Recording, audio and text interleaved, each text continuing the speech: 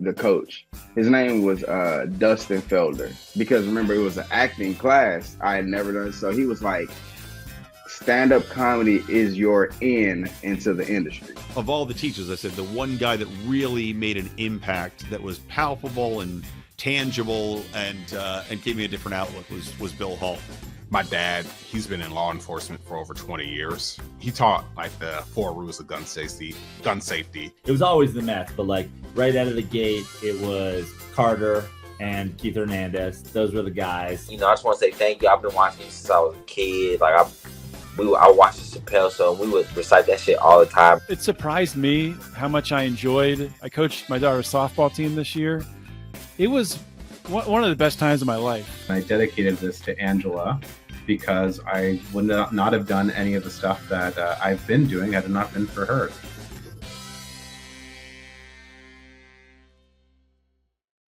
Sup? Welcome to episode number 155 of the People We Love podcast. I am Adam Choate. For more, check out peoplewelovepodcast.com. That's peoplewelovepodcast.com. That sends you to my link tree, which has all related links to the show. Please subscribe on whatever platform you listen to podcasts on. Please subscribe on YouTube. That's appreciated. I'm at Adam Choate on Instagram and Twitter, adamchoate.com for all my personal stuff and everything else I'm working on. Today we have Hacienda Heights' own, California's own, comedian Bert Hung. Having worn many hats in his life and reasonably newer to stand-up, Bert tells me all about growing up as the middle child to immigrant parents and not really fitting in so much with American culture or Asian fobby culture either. In his life, there was tennis and Chinese chess, but also Ren and Stimpy and South Park, and eventually Russell Peters. And eventually, he also discovered someone who pretty much influenced everyone who's ever spoken to into a microphone on a podcast. That's, of course, the one and only Joe Rogan. Let's just get started. Here's Bert Hung. Okay, so it's good to see you today, Bert Hung. How's it going? Doing good. Good to see you, Adam. Oh, sure. Good to see you virtually here. Good to connect and reconnect. Where are you? First of all, I think you're in an interesting place. I am sitting in my van out here in the sunny San Gabriel, California. Nice. I'm looking at your Instagram here. Comedian, van lifer, licensed CPA. We can get into what that stands for. Entrepreneur, sure. Doer well. I probably didn't say that well. And then you're a psychonaut with the mushroom emoji and thumbs up and smiley face as well. Is that about right? Is that an updated bio? Yeah. I mean, you're too shy to say it, but CPA, I have it in parentheses, creepy, perverted Asian. That's true. That's what it says. I figured I'd let you introduce yourself and give that. I don't know. You got to tell me what's the like. Can we swear on here? Dude, you say whatever the hell you want. It's fine with me. Okay. So the van lifer, is that your residence? Are you one of the are you a van person, so to speak, or is there... I'm pretty institutionalized. I mean, I've been living in this same van for about 13 years now. So you tell me. Yeah, we got to get into that. Do you talk about that a lot on podcasts or in your act? I was watching a little bit of your stand-up. Oh, thanks. I mean, I probably have like a few one-liners here and there, but nothing too story, like not a whole set about the van living thing. I mean, I probably should get into it. I mean, not too many Asians, especially out in this area, do this whole van thing. Out in Hollywood, where the weirdos are, you find a few. Are you one of them? Well, I can easily be one of the weird ones in Hollywood. Out here, yeah. Yeah, go on. No, out here it's super weird. I'm the only one doing it, and like, it just right now I'm posted up in my parents' driveway. I haven't really been venturing out. Like ever since COVID, I kind of just started parking back here and got too comfortable. I get it, man. I understand it. That's actually a perfect segue, because I was going to ask you about, getting to your life and your background and where you grew up and some family stuff. Because I could talk about the van stuff for the next like 4 hours and just asking you 4,000 questions about the van life and the van experience. But where did you grow up? Yeah. I'm an open book for you, Adam. Anything you want to ask? I grew up in I guess you can say like Hacienda Heights, which is even more eastbound from LA. Uh, I mean, you're out like in what Pasadena, I'm right? in Sherman Oaks. I live in Sherman Oaks, but I'm originally Oh from yeah, I'm from New York originally. got it. Okay, yeah. So, not sure how familiar you are with this area, but the more east you go, like there's like a city out there called Hacienda Heights, pretty much just all Hispanic and Asians. Like when I was growing up there, like in the Right. late, yeah, like in the '90s, there was like probably a handful of, black folks, a couple white people, but yeah, mainly just Hispanics and Asians in my high school. Yeah, I know this area a little bit. Not super well, but City of Industry, Whittier. I've been out there before. Inland a little bit. Not too far from LA. Did you come to? Well, tell me about your even like earliest memories. I actually ask people what like the earliest memories are, like going back. If anything jumps out at you. Oh God, earliest memory. I remember being lost in the woods when I was like really young, when I was like probably 5 years old, just like out in Big Bear, probably one of those kind of local wooded areas in California. And for some reason, my whole family just went out. They left the cabin, and I was all alone in the cabin by myself. And then I was like, "What the hell?" Because I was like still asleep. But when I woke up, I was like, "What the hell? Where did everyone go?" So I started wandering around the woods by myself. This is like one of my first memories I've ever had. And Is then of this like course I was gonna say, is this like when you're like 3, 4, 5, 6, somewhere in that age? I'm guessing I was like 5, possibly younger. Like yeah. when I remember talking, I can speak. So I must have been like 4 or 5 already. Obviously walking because I was walking around the woods, and then strangers came up saying like, "Oh, we'll help you find your parents." And then I remember saying, what did I say? I said like, "You're strangers" or something like that. "I can't trust you" or something like that. So that was my earliest memory. You're smart in a lot of ways. Then, did you have siblings? What was your family household like at that time? Oh, well, not much memory about how they were at the time, but they eventually found me. Like I remember the strangers were helping me out, and then of course the family and my parents came back at the right moment and saw me. But that's Yeah, all I remember. lost in the woods. Earliest memory. You said you had siblings also? I do. I have an older brother and a younger brother, so I'm So like the middle guy. are you some kind of stereotypical middle child? Do you know about middle child stereotypes? Is that true? They're true to that stuff. How do we feel about the middle child stuff? Definitely, not just middle child, but they say like if you're the second born, like you always turn out to be like weird, like the black What are you sheep trying of to the family. What are you trying to say? I'm the same, second born of two. Yeah, I mean, you can probably put that to the test yourself. I mean, between you and your older brother, like who do you Sister, think yeah, is, or sister, sorry, yeah. like who's more of a conformist, like who's more obedient towards your parents, right? I think maybe it's like the second child. Maybe not if it's a girl. I could see if your second child is a girl, maybe you love the girl more. But remember, maybe not. But there is something to be said for like the second child. You care a little bit less about. It's less precious. You're less worried. So as a result, that person maybe gets more of a black sheep independent spirit that you're like speaking to. And Yeah, if you're the youngest child, they love you a lot because you're the last. They now they want to revel in having a young baby infant around. It's like more, it's like special. You're reminded of like that. So the youngest child always gets like maybe some kind of special treatment. Tell me about the yeah. dynamic with your siblings. Oh, you pretty much nailed it. My younger brother, he actually just left for Thailand this evening, and he gets treated like the baby, like you said. Like well, he's always being told he's the cutest out of all three of us brothers. Like imagine those kind of mental games growing up. My mom would be Right. the one like, oh, you're the more handsome one. Oh, you're the smarter one. It's like, how would you do that to your kids? You know. But What were you? my mom, well, she says I'm like the most handsome.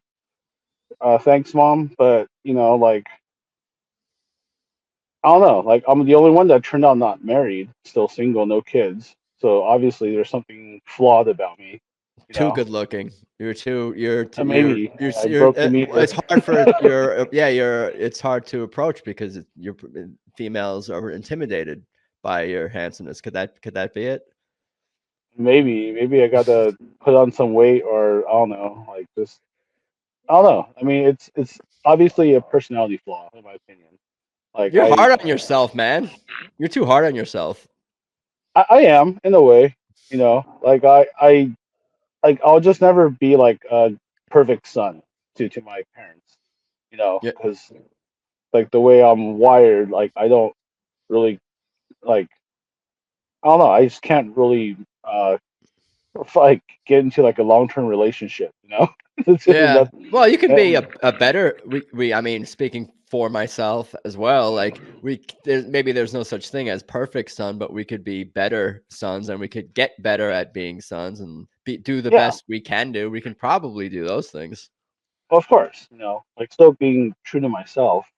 I can always just being obedient. I mean, I'm living with my parents at the moment. Like, I mean, I don't know how much more obedient that can be. Well, you're Like, not in the same structure. You got you got your own door that you're closing on. true. That's how I kind of made things work out. Is I had to find these compromises because if I was under the same roof, I don't know, probably one of us would be dead by now. Who knows? Like we like we can't stand each other, but then we love each other very much. We care for each other, but we just can't stand each other. Like one because of like language barrier, two because of just obviously like we're talking about the middle child like syndrome. Like it's like I feel like my older brother, like he's married, he's got kids, like he's kind of fulfilled that need in our family dynamics. My mom's got her grandkids. It's like kind of like shut the fuck up, leave me alone. But it's like it's not like that. Of course, my parents they all want to see all their kids do well, and I feel like I'm doing well. I don't. I just don't see that fulfilling. As just whatever my older brother did. That doesn't fulfill me. Seeing what You he's guys are your done. own people. You guys are your own people, and that's interesting, and that makes sense that you're different people. So, middle child, Hacienda Heights. What kind of stuff were you into as like an elementary school kid in the 90s? You said. Oh gosh, in the '90s, what was I into? Man, I was a Was it- super dude. Like, you gotta You understand, um, like I wasn't very Americanized. Or I was Americanized, but at the same time, we had a lot of influences from like Asian shit. Like anime was big when I was growing up. your parents are immigrants. Is that Oh, big the time, case? yeah. My parents don't even speak English at all. At all? Where are they from and how long they've been here for? Yeah.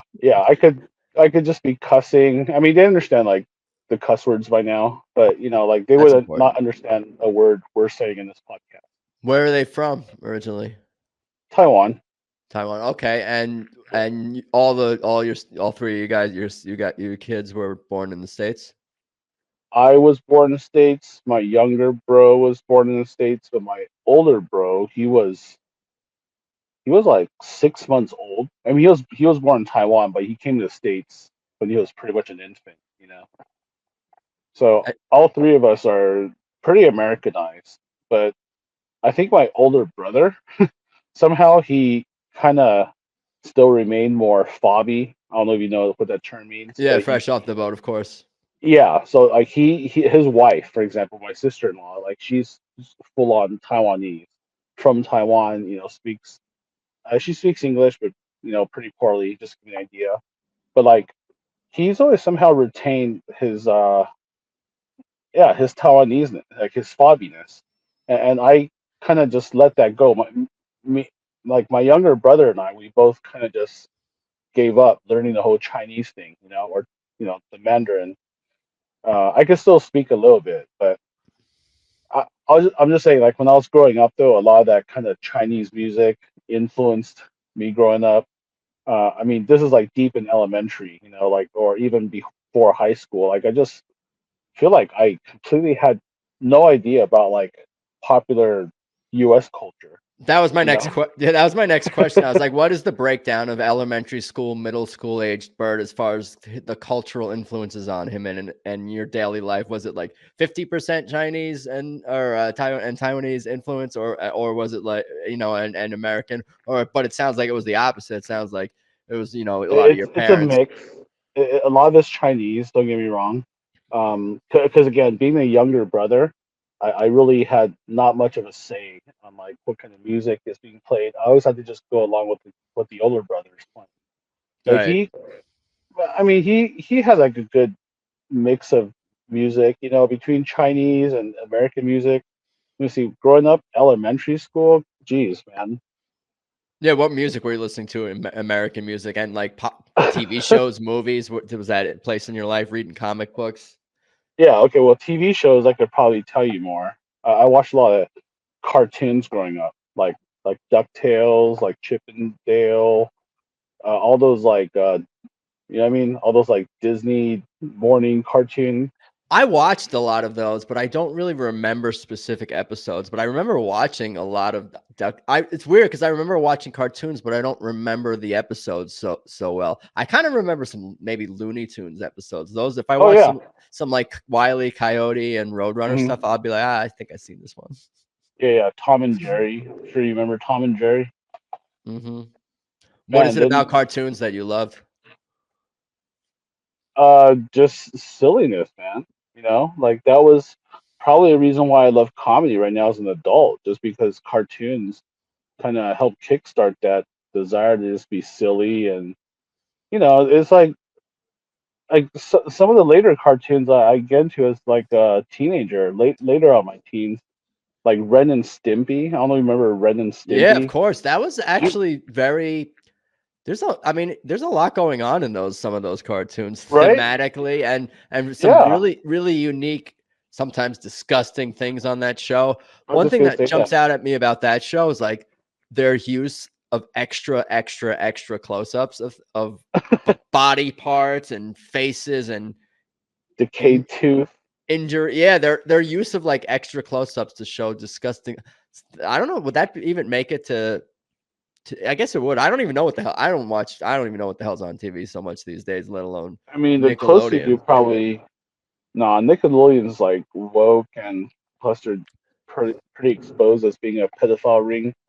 So Is this one? I don't I think. need to get my Rumble account going Oh yeah, this for this this YouTube episode. channel. For this Yeah, episode. yeah, you're gonna have to cut over to your Rumble like a 10-minute warning, like Hey, what? whatever gives me the nudge to start uploading content. There's a couple of ways to do it, but that aside, yeah. Yeah, tell me more. I guess yeah. Tell me more about Ren and Stimpy. What else is because that's what else jumps out at you about that show. Oh, I'm just saying, like cartoons was a huge part of my childhood. That even as I was getting into my teens, I watched silly shit like Red and Stimpy, and of course, who doesn't love South Park?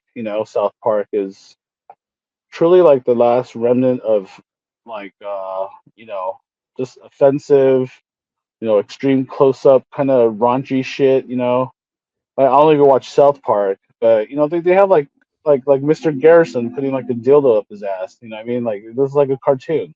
It's like you can't. It's like what I mean? It's like who else is daring enough to put content out like that now? It's so commendable. You know what I mean? I agree with all that. Those are two of my favorites, and it's definitely inspiring. And I think like I'm just like thinking way too deeply about this like right now. But something like that I feel like it's in common with Ren and Stimpy and South Park is that like the characters are sometimes really mean to each other. But you know what? Like they're Oh still yeah. friends with each other and life kind of goes on. So I think that's actually sort of a weird, valuable lesson in there. Now, like everything is so politically correct and woke. You're not allowed to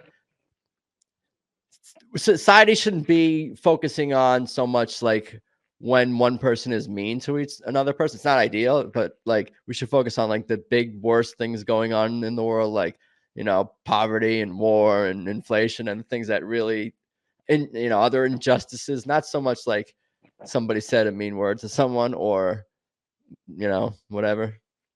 Yeah, or maybe this world is so fucked up, you know, because of all the bullshit they put us through that, you know, we just have a little laugh, even if it means being, you know, mean and, you know what I mean? Is all just for shit and giggles. You know what I mean? It's like, I think whatever we say on stage is not going to hurt anybody unless you're like a woke, sensitive person. But everything we do, you know, like in comedy, it's really just to kind of take you out of the moment and to have a laugh. You know what I mean? Which is what we all need. You know, we got. They're on. Yeah, I'm just saying. I totally agree with you. Our world's completely fucked up. You know what I mean? Like inflation, like everything, whatever you want to get into, let's talk about. No, but like for just that mention a thing about like the comedy and the comedian. Like I feel like you guys as I'm not a stand-up comedian. I just love it. I guess, but like you have to, yeah, and supporting, of course, and you have to be able to be free enough to say something that's not right, correct, that's offensive, that some people are not going to like. You have to be like, it's not a crime to be wrong. It's not a crime to say something unfunny. You don't have to hate like someone if they offend your sensibilities. You're allowed to be offended without making it like necessarily turn into a crusade where you're, you know, virtue signaling and what's the other one? Perform a lot of performative stuff going on and narcissism. It's just showing itself out with people who were, you know, offended by something some comedian said at 11:30 p.m. on Tuesday night. Exactly. I deal with that almost on a weekly basis. You know, just people that just can't take a joke. You know what I mean? I was called racist by a Chinese person for being racist against Chinese just recently. That's fun. That's funny. That makes me laugh. Yeah. And then, you know, of course, this person, in my opinion, was just being sensitive. You know, like can't take a joke. Like I could have been like a black person, Hispanic person. It didn't matter. Like I just kind of spewed out a pretty like benign, stereotypical joke about this person, and of course, like, you know, got some feedback from it. That's fun. Well, isn't that part of the excitement though? A little bit, Yeah. because you never know how people are gonna react to you. What about like in like high school? What kind of stuff were you getting into? What was life like then? Where, you know, for you? Oh, high school, still loser. Good grades. I mean, I got good grades. You know, I mean, why do you think you were a loser? I think I could have. I don't think I was a loser, but I think I like with my knowledge now, I would have been just better at different things, like all aspects of it. I could be like Jim Brewer has a joke about this, like kind of how he'd be awesome in Little League now. But that aside, like you're too hard on yourself, man. In a way, you know, but I don't know. I don't have much like sex stories to report. I wasn't gonna necessarily ask for those, but okay. But you know what I mean? Like you say high school, you're thinking of like, you know, like varsity sports, prom king, shit like that. Right. I mean, I just wasn't. You know what I mean? I'm still an introvert. I was like even more of an introvert back then. Yeah, I'm pretty sure there's only one king of the school, but yeah, no, I get you. No, I mean most of my guests, you know, tend to be those people who didn't even have a particular friend group, and that's kind of where I was, and like would wander. And, you know, I had some close friends, of course, like, and people that I still in touch with, but like throughout different points of my life. But like, yeah, you know, wanting to like, I guess kind of wanting or thinking you could fit in with everyone, but then like wrestling with the idea of shit, maybe I don't fit in with anyone, but maybe I can fit in with anyone. But then like, you know, social stuff.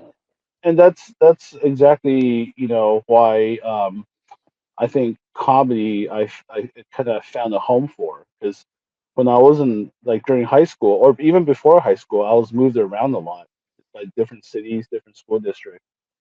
So when I got to high school, I was exactly that guy you said. I didn't know where my place was. Tried to fit in with the fobby people again, and then I was I don't know, probably a little bit too Americanized. Just wasn't kind of vibing with their lingo and their slangs and stuff anymore. Um, tried. I, I had like a big uh my friends were very sporadic. I'll just put it that way. I mean, like I kind of flocked to all the other losers, and we all just kind of created our own little group ourselves. That's Yeah. that's that's how I I don't remember know. my high I school. don't know if they all thought of themselves as losers per se, as well. Oh, That we're maybe pretty aware. We're pretty aware we're losers. I mean, come on, chess this, club, shit like that.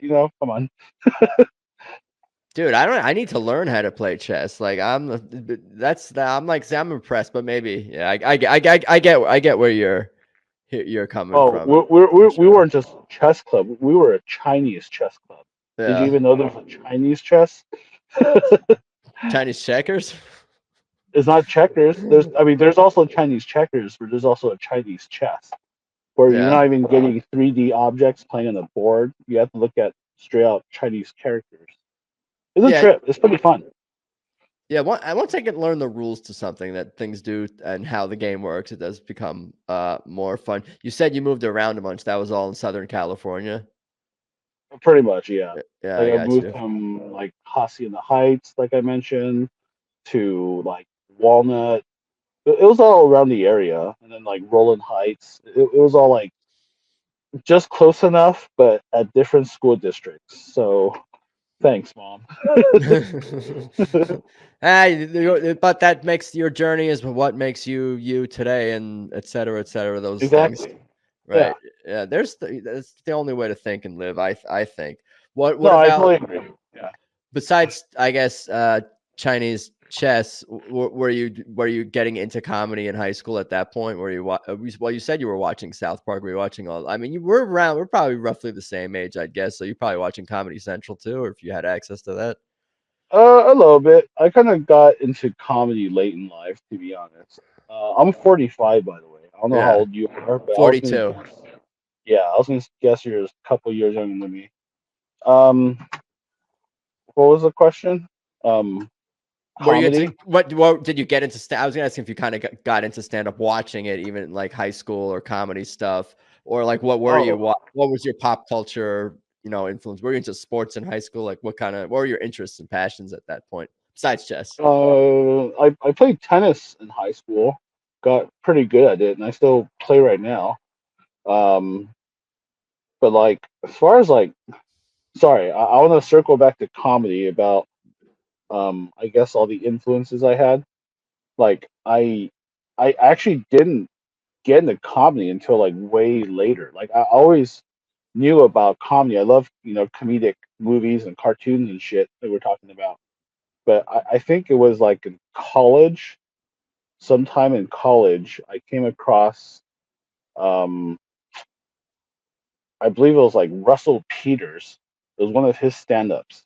You remember Russell Peters? He had like a really old um like special, and he was talking about like Asian shit, like be a man, do the right thing. Like he had like a really funny bit. It's still like people still say it to this day. But I think that's what really kind of kick-started my interest doing comedy, or at least even knew what that whole world existed.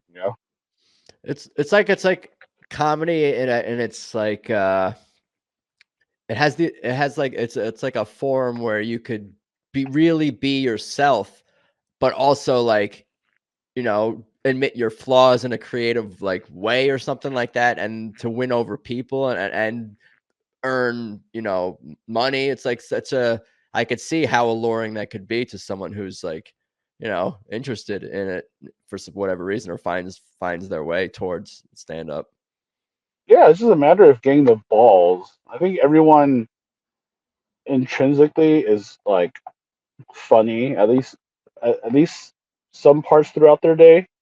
but just being able to figure out how to do that on stage, it's just a matter of you getting over like being nervous and you know what I mean. But once you're yourself, and then like, I think everybody is like they could be funny, dude.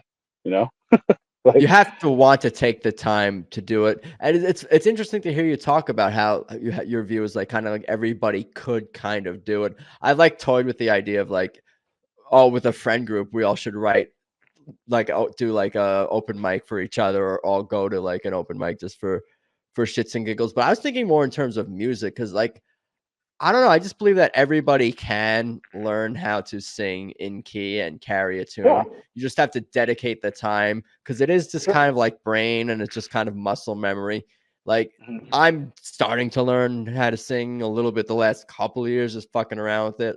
But like if you match the tone on the guitar or the piano, you like and listen back, you know if you're a little sharp or a little flat. And if you keep singing do re mi, you can get better at it. If you keep getting on stage and telling those jokes, and you see what works and what doesn't work, you could get better at it. If I think you have to have some kind of openness to it. There are some, like, I don't know how good. I guess, well, they're probably, I mean, there definitely are sociopaths in comedy. Can you be a sociopath and be a great comedian, or not have, can you lack empathy or something? I don't know. Oh, People, there's plenty. What do you, People rationalize and compartmentalize anybody, and comedians maybe do it more than others. But I don't know. Able to show empathy. That's like it's a manipulation. What you guys do, is it not? You're manipulating the audience. I think the better comedians definitely figure out how empathy plays into the bits. But there's definitely there's no shortage of sociopaths doing comedy. I can assure you that. Like you know, it takes like being very narcissistic to even want to be the center of attention in the first place, right? Uh, it takes some kind. I don't know if narcissism, but like something related to that. Maybe a more like benign version of that. It takes some kind of like, yeah, maybe confidence is a kinder word. Irrational confidence to want to do something like that. I don't Yeah, know, but it's whatever been around works. forever. Yeah, yeah. How old is stand up comedy? I mean, you can argue even well, like Portchester.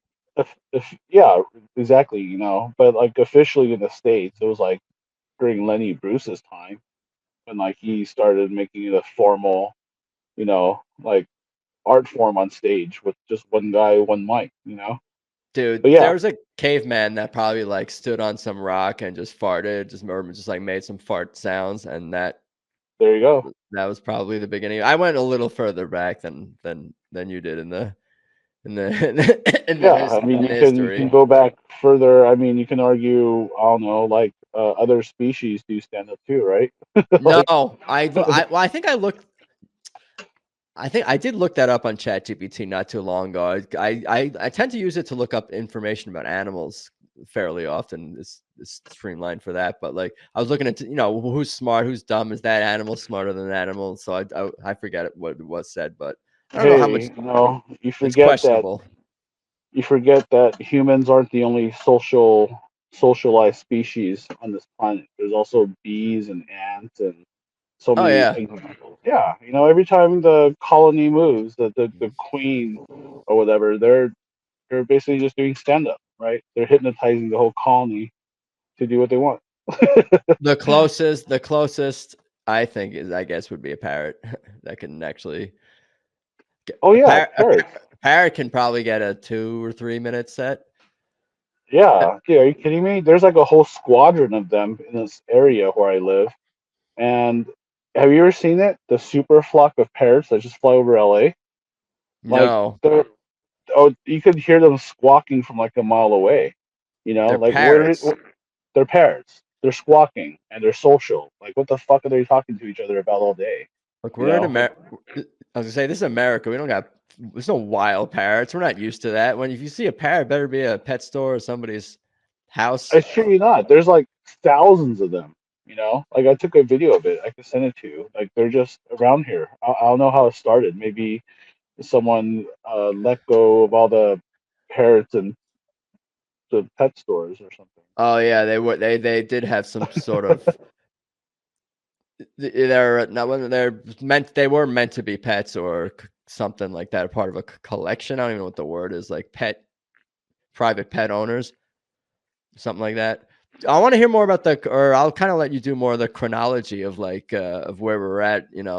Like you're in high school. You mentioned in college you started to get into watching some stand up with the Russell Peters. But what were you thinking of your life and where you were headed and things, what you were going to do? Where were you at, like in your mentally high school age, heading towards like college aged? Oh man, I had no direction. I just knew I had to go to college, otherwise I be even a bigger loser.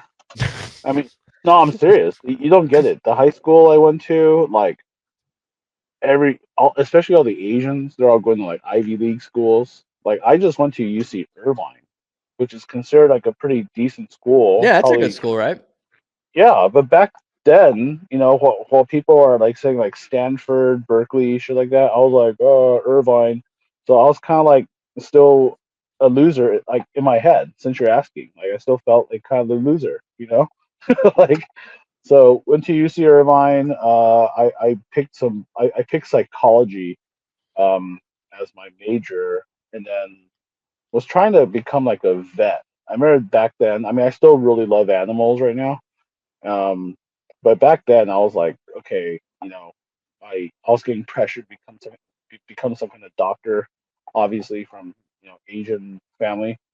So I was like, okay, I'm gonna become a vet, and then that turned out to be way harder, way more commitment than I anticipated. So then I tried to go to pharmacy school. That was a little easier, but I still kind of just jerked off too much and couldn't pull it off. So yeah, I just graduated with a psychology degree at UC Irvine, and yeah, Do you and learn?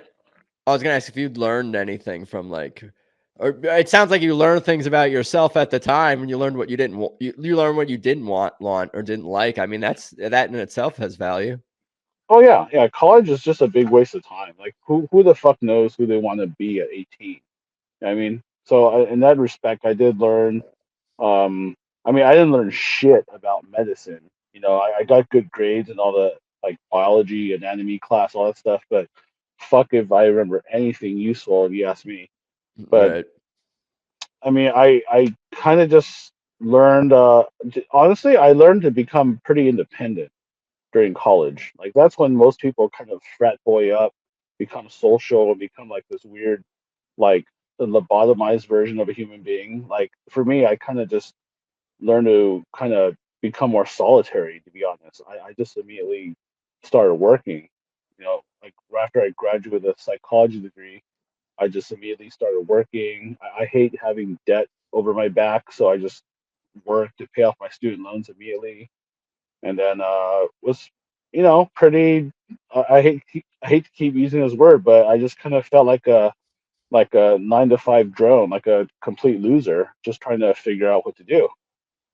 So I didn't do anything with a psychology degree. Obviously, I was just working like office jobs, temping here and there, and then soon realized, okay, I'm pretty good at accounting. Like all these temp jobs got me into like accounting roles. So I quickly realized I needed to get like my accounting degree, get my CPA. So I that's see my you have it. yeah. So yeah, that's my creepy perverted Asian callback right there. So that's how I did that. Got my second degree, and then like that just kind of um made me realize what I was good at, what I could get a career, just how to make money, but it still wasn't fulfilling. You know what I mean? It still wasn't something that I can express myself artistically or have freedom of speech, that kind of shit. So, you know, toiling with doing accounting for about a decade, got my CPA, then I realized, well, I got to do comedy. So, like when I was around your age, I think I started comedy like around 42. So way, way late in the game. But always, That yeah, don't matter.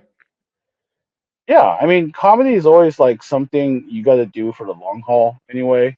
Like it's not just some kind of fad hobby you get into. It's like you got to just kind of realize that this is like the truest expression of you by doing this. You know, like I really don't have anything else. Like I don't have a podcast, or not yet.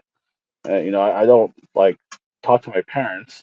Like, so there's really no way I can express myself on a daily basis unless if I actually have friends or comedy. You know, Yeah, so well, friends in comedy, that's kind of all you need, and that's a good step. You found, I think maybe you found, I think you did find like your calling where you should be, and I think you'll do things even beyond. I have a feeling you're going to do a lot of things beyond even just like comedy on stage. thanks, man. I appreciate that. You're an interesting dude for sure. I'm entertained as well. Thanks. Yeah. I mean, I just see myself as ruthlessly frugal and just like I'm just like people like see how I can live in a van this long. Like you know, you'd be surprised how resilient human beings can be. You know what I mean? Like if you've traveled to like third world countries and see people living out of like steel cages, what's so bad about like a 60 square foot van? You know what I mean? Like I No, can that's still fair. It's popular now. It's way more popular in this country now than ever. I mean, especially given the economic and all that. But it's not totally yeah. unusual. Are you an actor? Do you act also? I do not act at all. I mean I do. I kind of see the value of it because I'm starting to do more improv mics. So just like a lot of acting and comedy, but it's never crossed my mind to actually do the whole acting thing. Yeah, Like I feel like, the whole woke culture just kind of turned it off. You know what I mean? yeah, It's like it used to be cool to be an actor. Now it feels like you're gay or something. You know? yeah. Well, you could be a gay actor if you want. I don't know. I feel like I don't know, something about your like demeanor. I don't know your range, but like a character where you're playing some version of yourself, I think would be somewhat entertaining on the So screen in a story. yeah, it will definitely be some kind of like like average Joe, like underdog story. I don't feel very heroic. Yeah, no, that's sort of, you're definitely got that like everyman vibe, and a lot of the situations you're describing just kind of seem funny and sort of can be dramatized, like the Chinese chess club and all this stuff going back like in like a story Yeah. about your life or something. What kind of like comedy were you, because you must have been watching comedy or in some capacity and continuing to consume culture like as you were working these other jobs, like because you mentioned Joe Rogan before we started recording. I don't know if he's an influence on you more from his stand-up or from Fear Factor or from his podcast, Oh obviously. gosh. Or when do Definitely you, not. Well, Joe Rogan, definitely not Fear Factor. I mean, I watched the show when it came out, but that wasn't like an epiphany, life changing moment for me. No, I for wouldn't him it guess it was. would be. I wouldn't guess it would be a life-changing epiphany moment for anyone, but it could be like, oh, a gateway to like, oh, this guy has a podcast. Oh, this guy does this and that also. Actually, Type no, thing. I didn't even know who this guy was. To be honest, how the hell did I find out Joe Rogan, dude? Like, Mo- I mean, his comedy he's decent. Not my favorite comedian. Um, but I honestly think it's like his podcast, and even before he did his podcast, like him and Brian Redban, like his godfather that started him in podcasts, like he followed him around and did these like video logs. And Rogan was so candid, like he had like a blog on the internet, just talking about just same shit he talks about in his podcast now, but just in written form. So I followed this guy, um really because he was just an interesting guy. I didn't even know he was an actor, but really through his podcast, I found out how interesting. Like he's like a total polymath. You know what I mean? Like he's gifted doing a lot of things. You know what I mean? Like he's a UFC commentator. He's a black belt. He does a podcast, comedian, like all this shit. Like he's just an interesting guy. But just by following him, like he's like very disciplined. So like I never had any discipline in my life. Not from my parents, not from my brothers. It's like he just kind of by listening to him over the decades, like he just kind of forced it into me. You know, like doing comedy actually requires a lot of discipline. Like people don't realize that. People think just go up and be funny, but no, you actually have to, feel good about yourself, which means you got to exercise, right? You got to eat right. You got to, just be kind of positive in the way you think. Despite how negative like my childhood sounds, like I actually have to kind of portray a lot of optimism. Have high energy when you do comedy. But without Rogan, I don't think I would have found um, the confidence. Just the idea of doing comedy. Like he's completely the guy that planted in my head, and he doesn't even know I exist. So that's the awesome part. No, that's cool. That's cool to hear. Yeah, I mean, a lot of people I'm sure have similar stories being inspired by this guy, just like, especially talking about the podcast, obviously, how, open-minded he is, and just like, he's willing to basically talk to anyone who's willing to talk to him, who's an interesting person speaking in reasonably good faith. And like, obviously, I think the sign is that actually, like, I don't like all the guests that he has, but like I like a lot of the guests that he has as well. Some of my favorite, Yeah. content creators and other comedians. Obviously, it's like, that's Someone put it this way recently, like Joe Rogan's podcast is really like 5 different podcasts.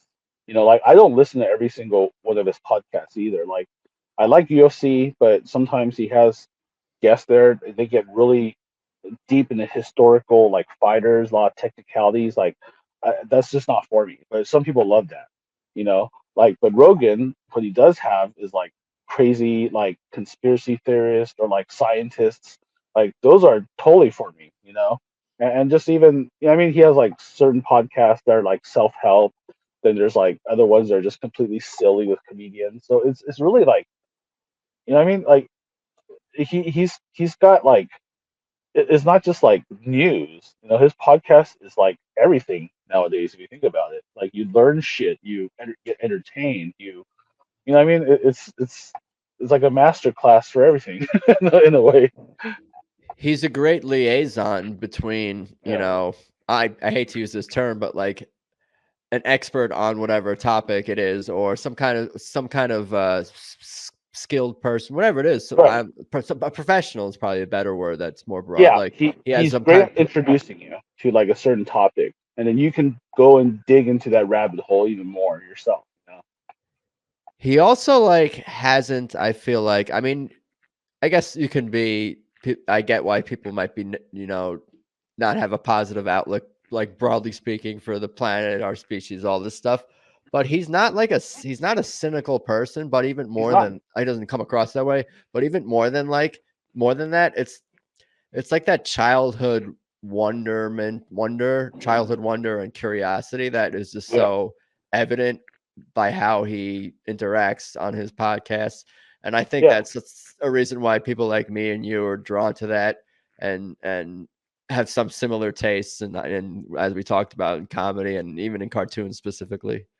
Exactly. I mean, let's be honest. If there wasn't for Rogan, you and I wouldn't even be here trying to make a podcast of our own. No, probably not. Yeah. I mean, Rogan, he's a godfather. He likes to call Howard Stern or whoever came up with podcasting first. But I'm sorry, Rogan, he's gonna die with that fucking etch on his grave. Okay, he's the fucking pod master. Yeah, no, I mean, I get crediting Stern with a lot of the, especially audio, radio, like format ideas and stuff. And I'm sure he was inspired by, things that came before him. But Joe Rogan is certainly more relevant, I think, in 2024, and been more relevant than Howard Stern for quite some time, I could argue. And this is coming from someone who really, really grew up and was a big fan, and still is a big fan of the best things about Howard Stern, and which is why I've never been like, oh, cancel Howard Stern, because like it's not what I want to do. I'm not like, if I don't like something, I don't want to like ruin someone or like let them let hatred for them or my dislike for them consume me. Yeah, I can still stop listening. You can just tune out. You don't have right. to listen. I can but I don't even have to do that. I can go back and I can watch the Howard Stern greatest hits. I still watch his interview with Eminem, in like 1999 or whatever. Some of the Oh, when he funniest used to have like Playboy models come on, like. Again, that speaks to like perhaps even more like, I'm going to use this word in this context, diversity of content and guests that Howard Stern had. That like it really was a kind of everything show where you're going to talk about news and current events and guests and Hollywood and even he openly was not a fan of sports and didn't really know anything about sports, but if there was a big topic, the Yankees are winning, like, you know, and he did have a fair amount of athletes on, and that was interesting to get their different I think that's what turns me on. I think that's what turns me on to Rogan's, is because it's not about sports. Or I mean, if it is about like specific athletes, you know, they're not just always talking about sports. Yeah, they're mostly again, not. Their journey. They're talking about their kind of like professional journeys, personal journeys. What are we up to these days as far as I guess comedy? What's been like some of your favorite? Or give me some highlights from your. Why don't you give me some highlights from your from stand up so far in your life?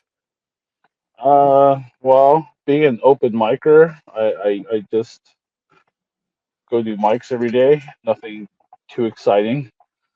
Last show I did was at the Fourth Wall about like 2 weeks ago, I think. You're grinding. Yeah, I'm grinding. You know, I mean, I'm only like 2 years, going on 3 years in my open mic career, so I'm not expecting anything too crazy to report, like show wise. Like I'm not headlining at Vegas or different cities or anything, but who knows? You know, like keep at this for a couple more years. They said it takes only 10 years to become an overnight sensation in comedy. I have heard this. Yeah, I got about 7 more years to go, I would say. Well, it doesn't have to be headlining in Vegas a highlight, even if there's a moment where it's like, oh shit, this is the moments that keep you going. Are there moments in comedy that you experience that keep you going? Oh yeah. I mean, I truly love comedy. I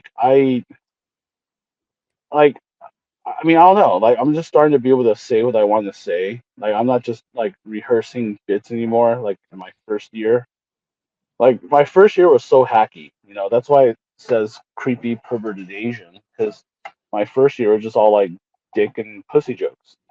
But like, I think in this second year, or wherever I'm at now, like I'm starting to be able to say more shit. You know, like stuff that's going on. You know, like Chris Cuomo just got roasted by Dave Smith. I saw that. Yeah, you know, like who can resist not talking about that, right? So you know, just things that are more current. You know, that's probably a little more controversial. Like I can, I'm starting to feel the confidence to be able to, you know, do that more. Like I'm becoming slowly like I'm becoming like Dave Smith, like slowly, you know. So I'm excited to see that process. That's good that he's inspiring you to, Dave Smith, the comedian and podcaster, to be more open about your current events views and political views. It just means more than the dick and the pussy jokes, I suppose. Absolutely. Yeah, you're not. There's a time and a place for that too. Yeah. And Dave, you know, he does some raunchy jokes here and there. I've seen his set. You know, it's you know, whatever makes people laugh. It's all good. You know, but just being able to become, just finding my voice, becoming more myself. Like I'm excited in that process in comedy. Like it's not just about getting laughs, but it's about like, you know, I hate to put it this way, but getting a point across, you know, while still getting a laugh. I think that's more like, that's like a newer level of comedy I'm starting to appreciate. You know? Sure, I think that's great, and I think there's a lot to that. What about ghosts, aliens, UFOs? Do we believe in these? Have we had personal experiences with either or any of those? I would say yes to all. I mean, I didn't personally experience all of them, like, but I kind of do believe in them. Yeah, it's we get into it, I mean, it's fun. Well, what was your experience with ghosts, aliens, or UFOs? If you had any personal experience. Well, for ghosts, I don't believe in ghosts at all. Okay, like I always talk shit, call people like wimps who believe in ghosts. But in my room, in my parents' house, like I use my old bedroom as my office because I work from home. And one evening I was working, and then there was a knocking pattern in my room.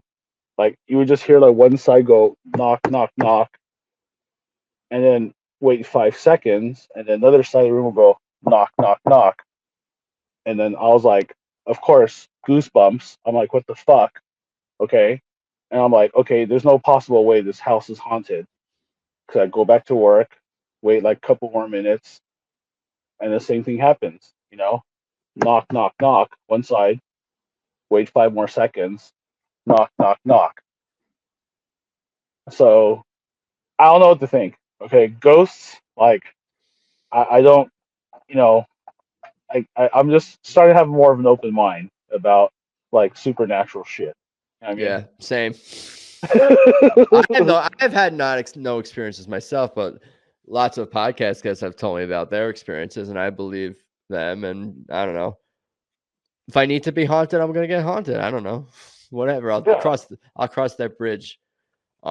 Interesting journey, my friend. Anything else you wanted to share, or that you think I missed in your story, or Joe Rogan, or dad, or mom, or siblings? Anything? No, man, I think it was pretty lot of tangents in the last hour. I appreciate it, man. I Oh feel yeah, for heard. sure. I feel seen. I appreciate the time, Adam. You need to be heard and seen. I can tell. I appreciate it. Thank you so much for the time. Why don't you tell people where they can follow you, anything you're working on? Again, anything I missed, I'll give you the floor to do those things. Oh no, just I'm pretty new in comedy. Just follow me at Bert Hung Comedy on Instagram, on Facebook. You know, I post shows that's upcoming on there. Other than that, just do my thing. Cool. Well, thank you again. I'll say goodbye. You don't have to hang up. That's just the end of the podcast, part of the thing, the conversation. But I appreciate it, man. You got it. Talk soon. All right. Peace. Peace. So there you have it. Episode 155 with Bert Hung. That was fun. That dude makes me laugh for real. I appreciate his honesty, and I'm excited to follow his comedy journey more and more moving forward. Anyway, for everything about this show, of course, check out peoplewelovepodcast.com, at People We Love Podcast on Instagram, at Adam Choit on Instagram and Twitter if you'd like to follow me, adamchoit.com for all links to my other stuff, social media, my other podcast, etc., etc. But I think that's all I got for today. I appreciate you guys listening. Thanks as always, and let's talk soon. Peace.